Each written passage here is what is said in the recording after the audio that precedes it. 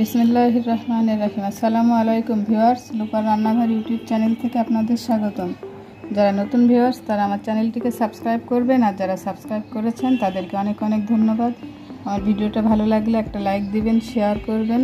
তো বন্ধুরা, আমি আজকে ঝুরা মাংসের রেসিপি করব, তাহলে চলুন রেসিপিটা দেখুন। কড়াইয়ে কিছুটা সরিষার তেল দিয়ে দিয়েছি, এখন দিয়ে দেব পেঁয়াজ,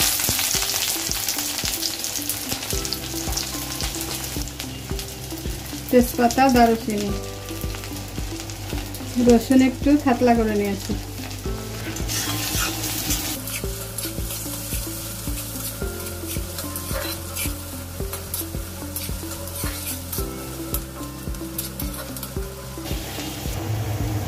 এরপর যে দিয়ে দিব কিছু গুঁড়া মশলা,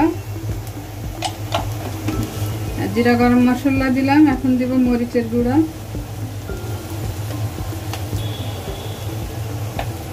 লবণ, হলুদের গুঁড়া।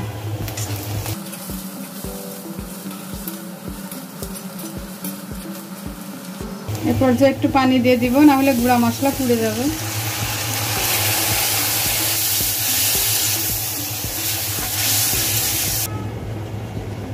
এখানে আমি খাসির রান্না করা মাংস কিছুটা উঠিয়ে রেখেছিলাম, সেগুলোকে ঝুরা ঝুরা করে নিয়েছি। এখন তেলের উপরে দিয়ে দিব। এখন এভাবে আমি মশলার সঙ্গে মাংসটা খুব ভালোভাবে ভেজে নিব, বেশ অনেকটা সময় লাগবে।